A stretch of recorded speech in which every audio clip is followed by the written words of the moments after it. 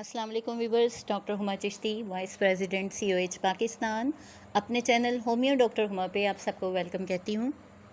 मज़ीद आगे बढ़ने से पहले आपसे रिक्वेस्ट है कि न्यू आने वाले व्यूवर्स चैनल को सब्सक्राइब कर दें, लाइक कीजिए, शेयर कीजिए और कमेंट सेक्शन में अपनी राय देना ना भूलिए। आज जिस टॉपिक के बारे में बात करूँगी उसे क्लॉ हैंड कहा जाता है। आप इसे अल्नर नर्व डैमेज के नाम से भी जान सकते हैं। You can say intrinsic weakness and claw hand. Claw hand के बारे में अगर बात की जाए तो it is the deformity of hand, यानी हाथ का अपनी नॉर्मल पोजीशन या स्ट्रक्चर का चेंज हो जाना।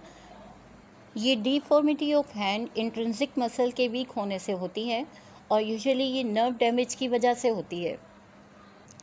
द इम्पॉर्टेंट थिंग इज़ कि होता क्या है, पेशेंट की फिंगर्स कर्व कर जाती हैं या फिर बेंट हो जाती हैं, यानी कि मुड़ जाती हैं, और ये इजीली नोटिस भी किया जा सकता है। हाथ बिल्कुल क्लॉ लाइक हो जाता है, यानी पंजे जैसा लगता है और इसको बियर्स क्लॉ भी कहा जाता है। क्लॉ हैंड कंजेनिटल डिफेक्ट की वजह से भी हो सकता है और कोई इंजरी भी इसकी वजह बन सकती है। तो अब हम बात करते हैं इसकी पर्टिकुलर कॉजेज़ के हवाले से। एक तो ये बाय बर्थ होता है, यानी कंजेनिटल डिसऑर्डर है। सेकेंडली नर्व डैमेज की वजह से ऐसा होता है, और नर्व डैमेज हाथ या बाजू की नर्व डैमेज हो जाती है, यानी इसमें हो सकता है पेशेंट को अल्नर नर्व पॉलिसी हो, यानी नर्व की पॉलिसी हो जाए, या फिर सर्वाइकल स्पॉन्डिलोसिस की वजह से हो सकता है, और इसके अलावा अल्नर नर्व इम्प्रेसमेंट की वजह से हो जाता है।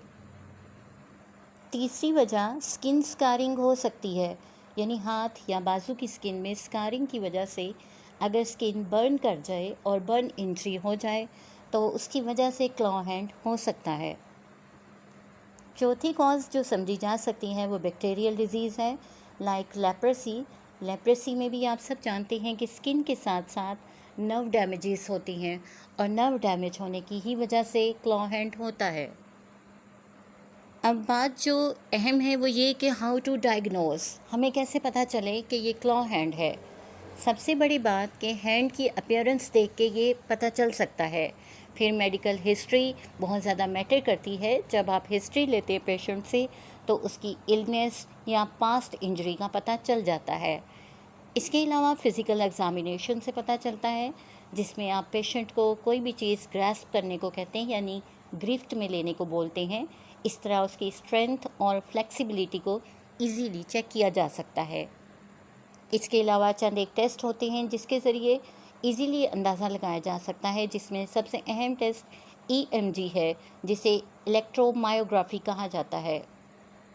जैसा कि नाम से ही पता चल रहा है कि इलेक्ट्रो से रिलेटेड ये टेस्ट है और मायोग्राफी जो है रिलेटेड टू मसल्स है, तो इसमें नीडल्स के थ्रू हाथ की जो नर्व्स होती हैं, मसल्स होते हैं, उनको चेक किया जाता है और नर्व एक्टिविटी का पता चल जाता है कि वो किस हद तक एबनॉर्मल है, ये जाना जा सकता है।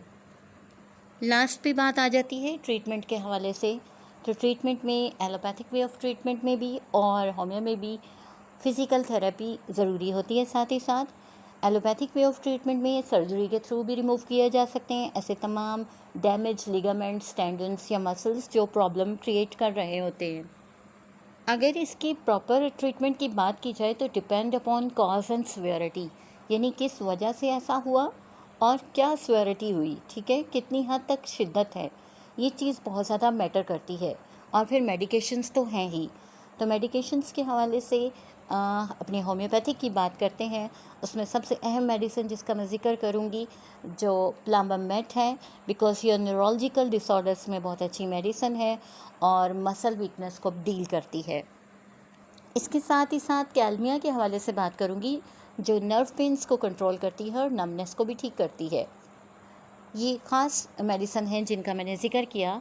हाइपेरिकम भी टॉप ऑफ द लिस्ट है, और फिर आर्जेंटम नाइट्रिकम है, रस्टॉक्स है, और बेशुमार ऐसी मेडिसिन हैं जिनको हम थ्रू मेडिकेशन यानी थ्रू सिम्टोमेटोलॉजी इनको सेलेक्ट कर सकते हैं और अपने केस को डील कर सकते हैं। आज के लिए इतना ही। किसी नेक्स्ट टॉपिक तक के लिए इजाज़त दीजिए। अल्लाह हाफ़िज़।